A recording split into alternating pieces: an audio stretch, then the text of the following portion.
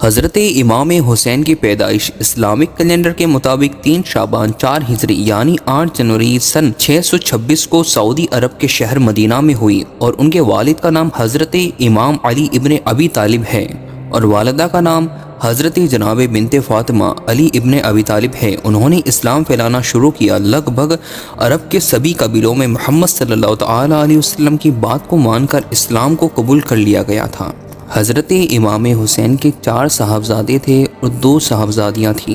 امام حسین کے پہلے لڑکے کا نام حضرت زین العابدین تھا اور دوسرے لڑکے کا نام حضرت علی اکبر تھا، اور تیسرے صاحبزادے کا نام حضرت علی اصغر تھا، اور چوتھے لڑکے کا نام حضرت ظفر ابن حسین تھا، اور امام حسین کی پہلی صاحبزادی کا نام حضرت سیدہ بی بی سکینہ تھا اور دوسری صاحبزادی کا نام حضرت سیدہ بی بی فاطمہ الصغریٰ تھا۔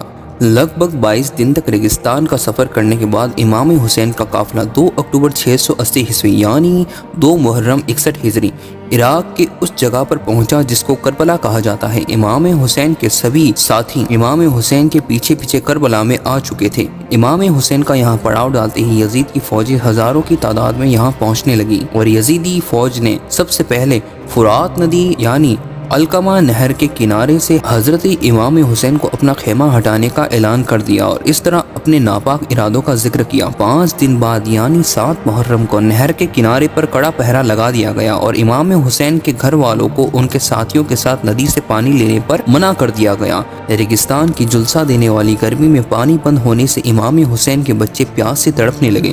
2 دن بعد اچانک یزیدی فوج نے امام کے قافلے پر حملہ کر دیا۔ امام حسین نے یزیدی سینا سے 1 رات کی مہلت مانگی تاکہ وہ اپنے اللہ کی عبادت کر سکے۔ یزیدی فوج ان کے اس فرمان کو مان گئی کیونکہ ان کو یقین تھا امام حسین یہاں سے کہیں نہیں جا سکتے، چاروں طرف پہرا ہے اور 1 دن اور پیاسے رہیں گے تو اور زیادہ کمزور ہو جائیں گے۔ رات بھر امام حسین اور ان کے گھر والے اور ان کے ساتھی اللہ کی عبادت کرتے رہے، اور اسی بیچ امام حسین نے 9 محرم کی رات اندھیرا کرنے کو کہا۔ اس کے بعد سب سے کہا کہ تمام تعریفیں خدا کے لیے ہیں، میں دنیا میں کسی کے ساتھیوں کو اتنا جاباز وفادار نہیں سمجھتا ہوں جتنا کہ میرے ساتھی ہے، اور نہ دنیا میں کسی کو ایسے رشتہ دار ملے ہیں اور اتنے نیک رشتہ دار اور وفا والے رشتہ دار۔ خدا تمہیں توفیق دے گا، آمین۔ آگاہ ہو جاؤ کہ دشمن کل جنگ ضرور کرے گا۔ میں تمہیں خوشی سے اجازت دیتا ہوں کہ تمہارا دل جہاں چاہے وہاں چلے جاؤ، ہرگز میں تمہیں نہیں روکوں گا۔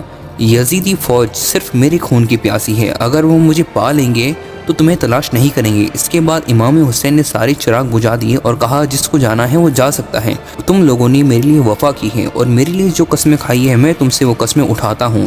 امام حسین نے اپنی بات کہہ دی، پر امام حسین کا ساتھ چھوڑنے پر کوئی راضی نہ ہوا۔ زہیب ابن کین جیسے ضعیف صحابی بھی کہنے لگے امام حسین اگر ہم کو اپنی جان بھی آپ کے قدموں میں قربان کرنی پڑے تو ہم قربان کریں گے، پر آپ کو چھوڑ کر نہیں جائیں گے، اور امام حسین کے سارے ساتھی بھی رک گئے۔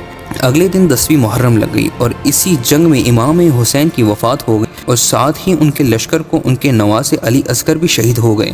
اسی طرح امام حسین نے شہید ہو کر اسلام کی شان بچا لی۔